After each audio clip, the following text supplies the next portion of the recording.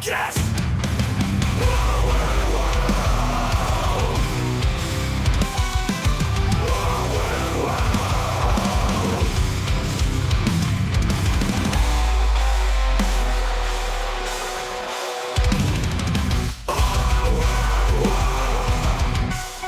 Welcome to Our Weird World. I'm your host, John Henson, and let me tell you about the week that I've had. It really wasn't even a week, it was a day. As I record this, I experienced what some might say is a medical emergency. And in a year where I did not get health insurance because it was $200 a month, and I literally have no room in my budget for $200 a month. I have room in my budget for $25 a month, and even then, I don't, because most months this year, because babies are expensive, I have had to dip into savings to cover all of our monthly expenses. And if it wasn't for like random issues that popped up, you know, like having to replace tires in my car because I'm constantly driving through construction zones and just random sharp objects fly into my tires, issues with the house or big bills that come up, that repairs for the house or anything like it. Just so many things that I can't plan for, nor can I technically afford in that given month. So I'm having to, anyway, you get it. I mentioned several weeks ago, I sliced my thumb on a mandolin making pickles and had to foot the urgent care bill for that. And then yesterday flew a little too close to the sun once again. And really, in this heat, you going outside is honestly a little too close to the sun.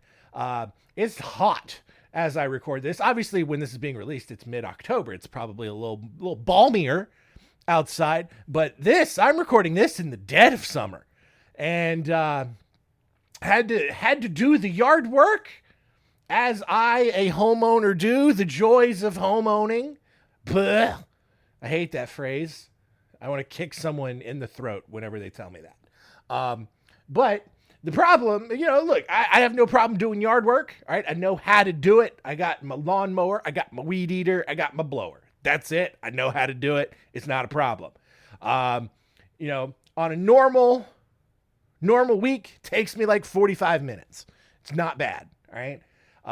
However, this time, it took me about 2 hours, because I had been forced to wait about 6 weeks in between mowing, partially because when I mowed it the last time, I then went on vacation. And then for 2 weeks after vacation, the lawn was dead because it had also been like 100 degrees every single day, no rain. The yard was brown. It was dry. There wasn't anything growing, right? It didn't need to be cut. There weren't even any of those little weeds with the little V at the top with the little black bugs on them. None of those were even there. It was all fine. And then when it came about time, about 4 weeks, about a month after I'd cut it, I was like, all right, I need to probably cut it again. Well, guess what? Mother Nature's like, oh, my bad. I forgot to rain. Let me just make up for that. And for like the next 10 days, just soaking rain after soaking rain. And the problem with my yard is that the ground is very soft. And so if it rains, there's heavy rain, it just all gets mucky and muddy and just creates more problems if you try to cut that grass, right? So yard was too muddy, couldn't mow. Finally got a window after 6 weeks or so. And it's thick. It's a thick yard. And the grass, unfortunately, still wet. It had rained like 3 days prior, which should be enough time, but it wasn't. The grass was still, and it was also so thick that like it just wasn't draining anymore at that point. But the grass is still super thick. The grass just gunk is getting caught up in the blade well. and it's getting, and the blade's getting stuck. So I'm having to like unjam all that loose grass muck. And so I'm really exerting myself out there. Now here's the thing. I know how I can get, right? I break a sweat doing literally nothing. All right.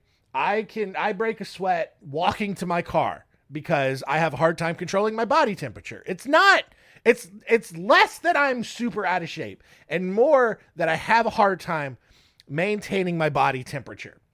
I get hot very, very quickly. And I know this about myself, so I try to pre-hydrate and I try to cut some of that off. Well, I pre-hydrated. I took several little breaks throughout, just kind of stopped when I felt, getting a little out of breath, from fighting the lawnmower through the thick grass. So I was like, all right, taking some little breaks, hydrating during the process, sitting down, taking some rests, whatever. I thought I was handling. I wasn't handling it. I knew I was going to be in trouble by the time I finished cutting the grass because by the time I got finished just cutting the grass, I looked like I had gone and jumped in a lake.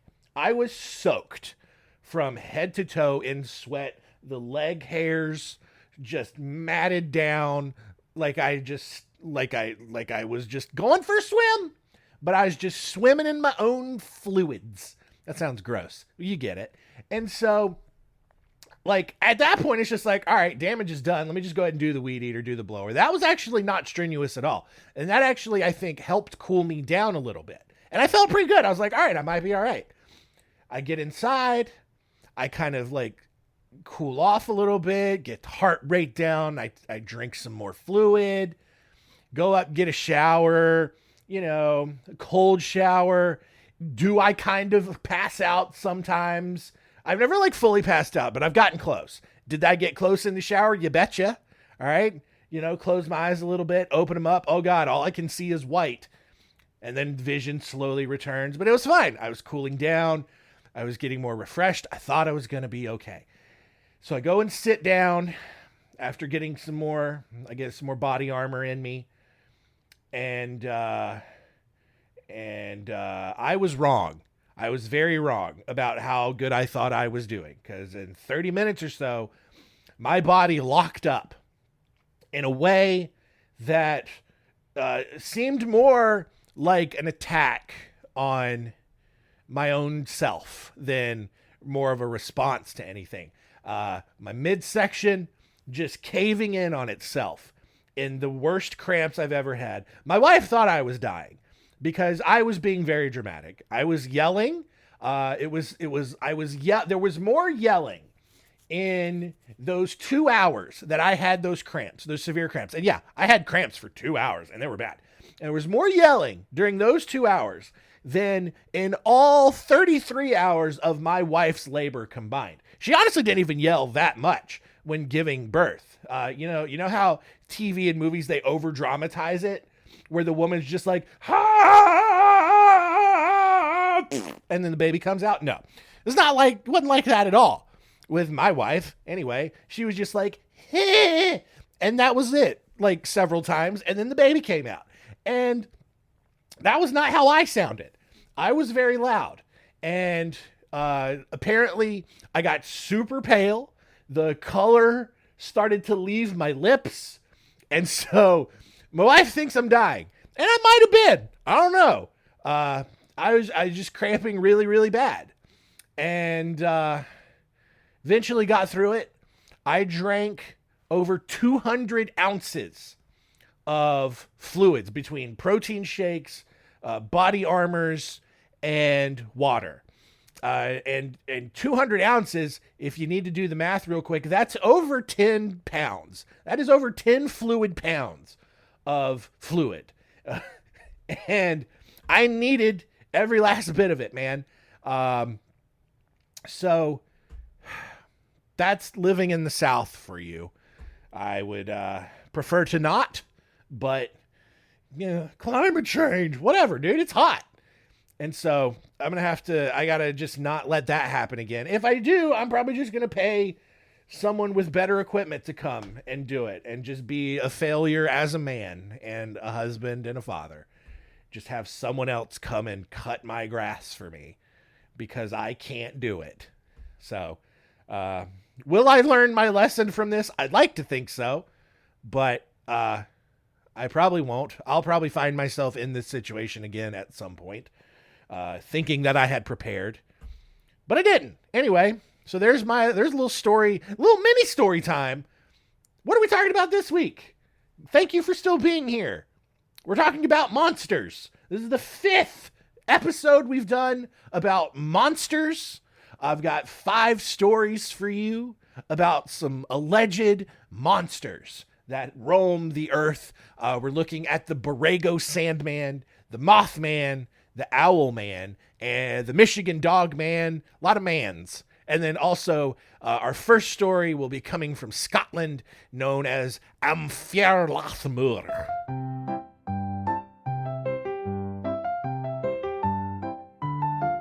Story time. Story time.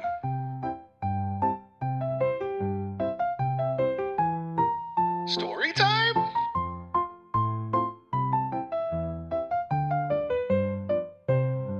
Story time. In 1891, British scientist J. Norman Collie was climbing Ben Macduff. I think it's Macduff, actually, but it's like Macduff. D-H-U-I. Macduff. Anyway, but Ben Macduff is the highest point in Cairngorms National Park in Scotland. It's like 4,300 feet, so it's basically a mountain. As much as like the Appalachians are mountains, and most of those are around that height. As Norman Collie approached the summit, he was surrounded by a thick fog, which is not uncommon in Scotland.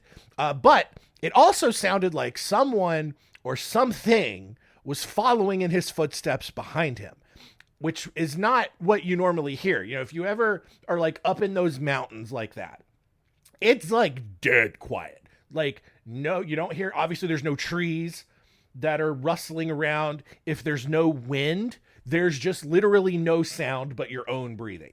And so all he hears is just, it sounds like something is walking behind him. And as the sounds became louder and more frequent behind him, Collie was struck with fear and began just climbing up to the top of the mountain as fast as he could. And once he got to the top, no longer heard the sounds, and he never really found out if there was anything actually behind him. Well, although Collie's experience happened in 1891, his report about it wasn't published until 1925.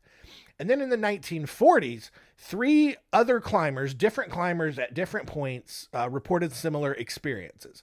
One said that he heard, quote, an intensely high singing note, while another one felt, quote, utterly abstract but intensely real presence with him on the mountain. In 1943, climber Alexander Tunyan reported his experience, which occurred just after he had reached the summit of Ben Macduff. As the thick mist swirled around him, a fierce wind whipped around the boulders, and when it did, he heard a strange sound and a loud footstep, followed by several more footsteps coming towards him. Or at least that sounded like getting closer. He couldn't, he's looking around trying to figure out where it was. He finally looks around and sees this, quote, strange shape charging at him.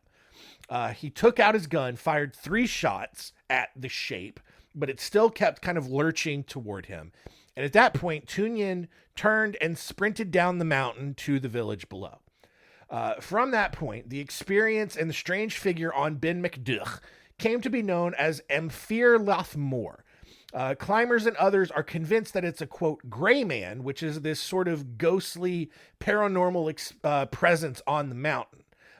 There's actually another gray man in South Carolina, which only shows up when there's a hurricane coming. Like, he is going to warn people that there's a hurricane coming because he doesn't understand that people have like the Weather Channel now, but that's a different story altogether.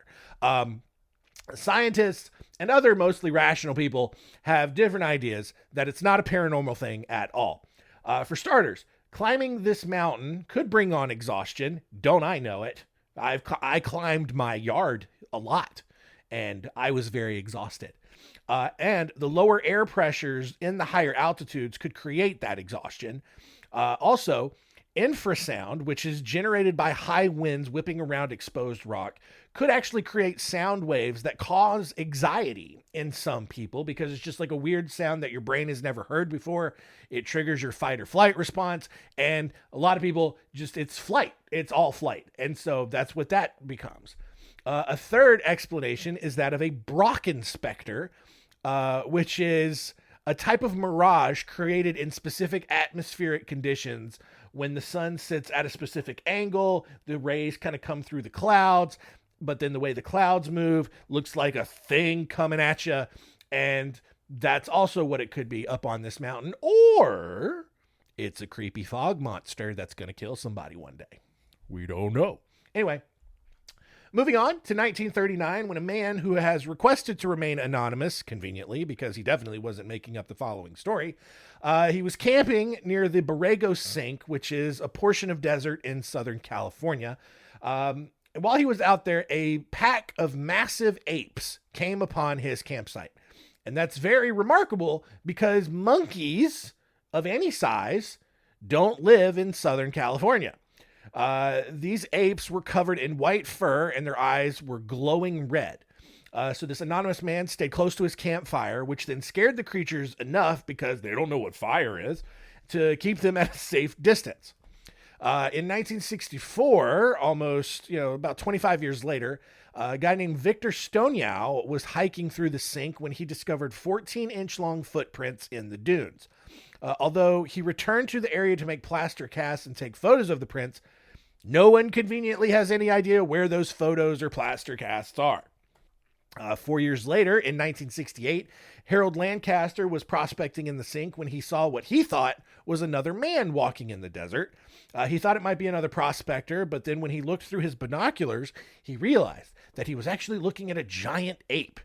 Lancaster then grabbed his pistol and fired a few rounds into the air. Why? I don't know. This thing is like way off in the distance, not even coming at him. But after he fired his shots, this alleged ape jumped, looked directly at Lancaster, and then ran off into the distance.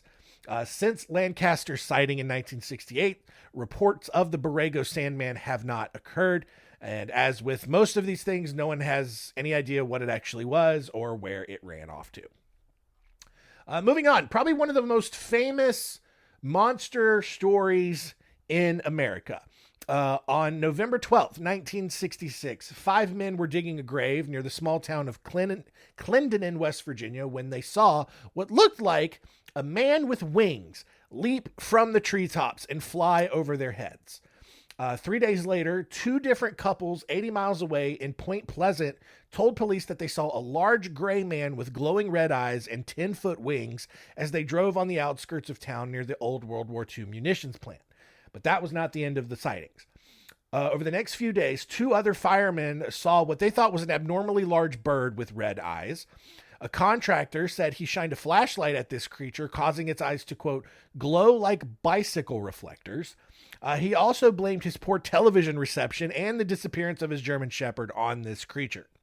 At that point, people around West Virginia began claiming that the sightings were not just any sort of bird, but it was the Mothman.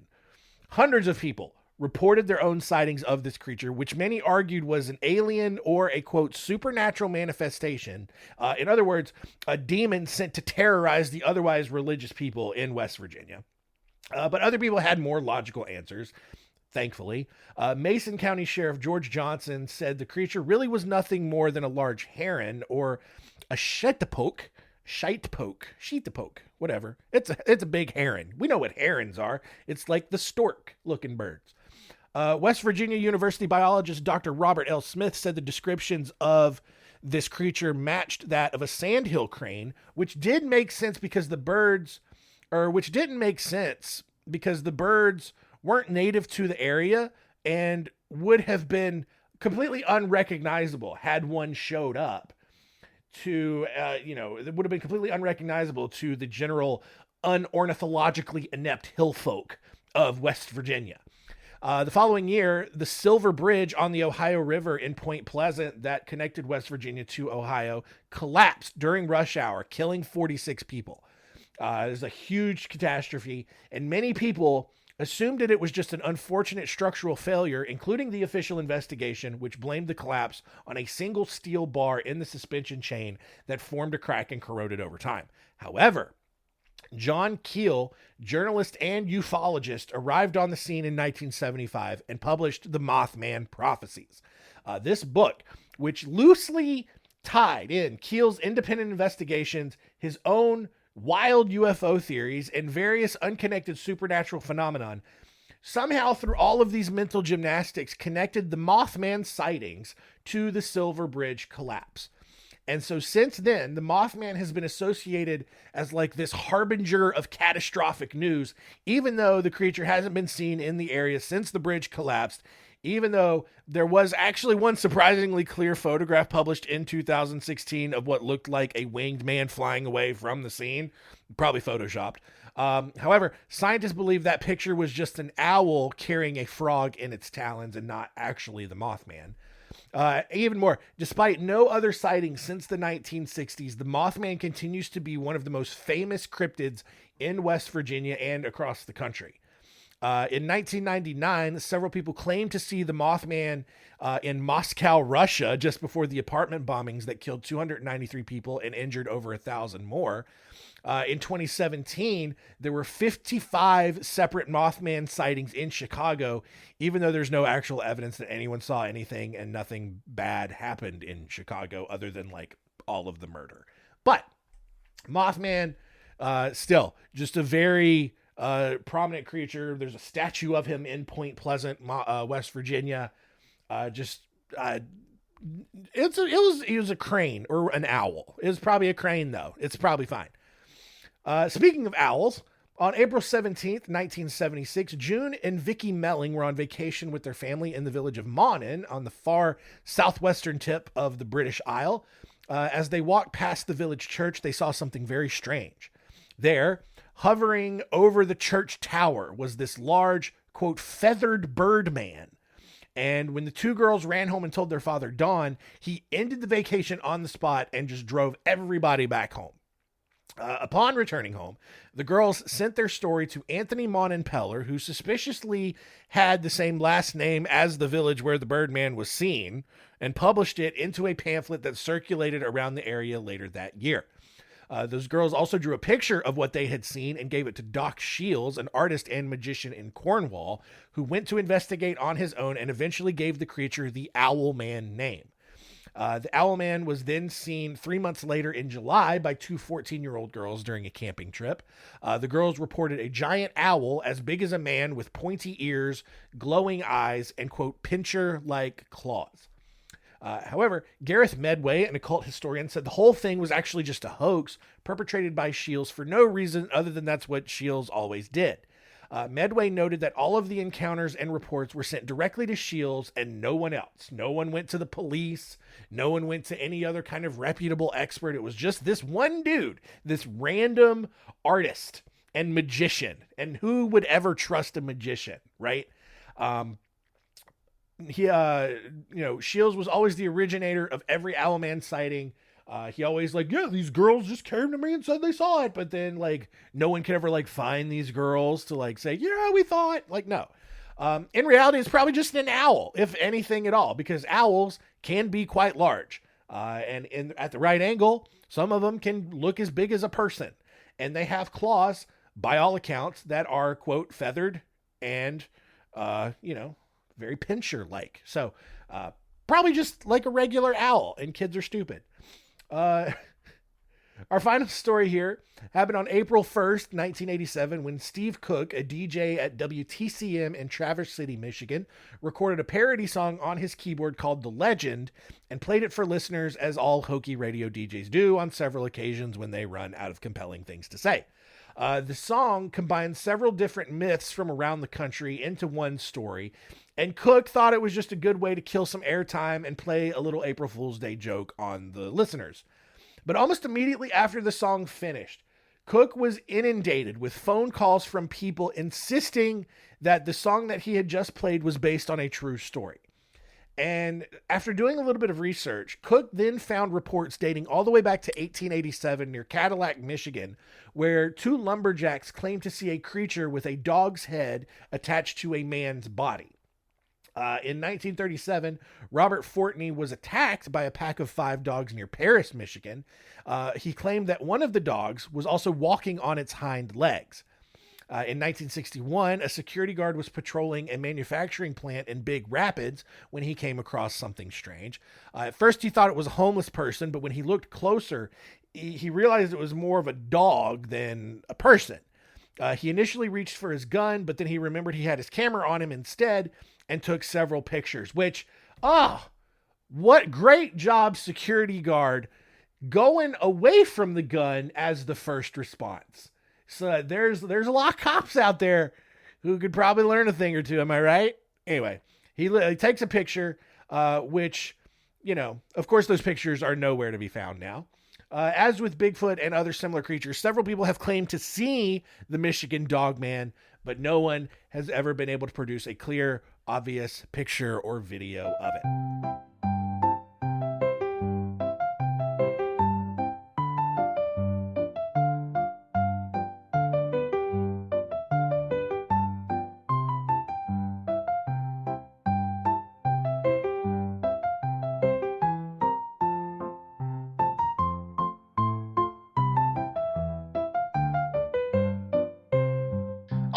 That's it.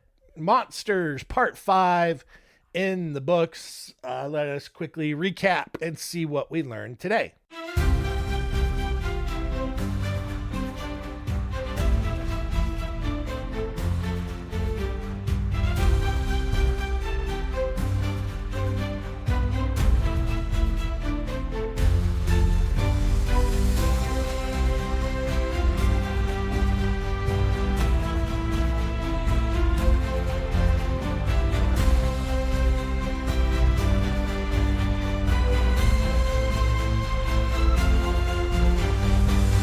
What did we learn? Number 1, my body sucks. I sweat too much and I get cramps really easily, and I probably shouldn't mow the grass at all during the summer.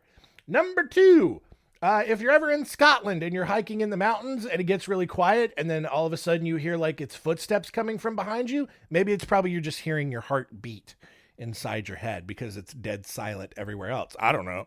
Maybe think about that. And then number 3, the Mothman. Look, he's probably just a crane or a heron. It's not a real Mothman. There's none in Chicago. There's not a Russian Mothman. It's just that it's just a heron. And there was just coincidentally a bridge collapse and a giant tragedy when there was a heron in the area. And of course, West Virginia, of course, they're not going to look at a bird and be like, oh yeah, it's very much definitely a sandhill crane. I mean, like, oh my God. It's that Mothman. It's as big as a man, but it's got wings and it's got glowing red eyes, but it looks it's as big as a man. So it's got to be a man. It can't be anything else. Anyway, it's not, it's just a bird. So whatever.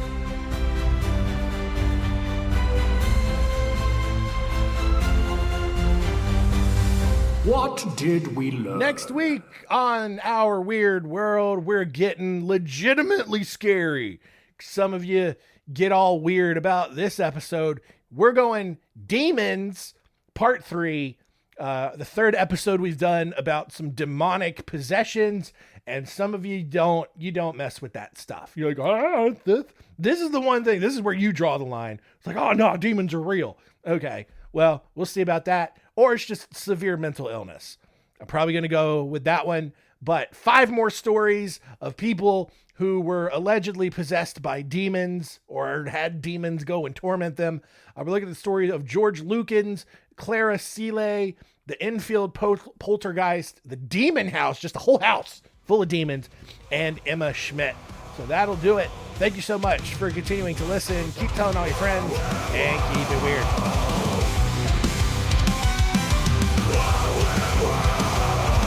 This is a podcast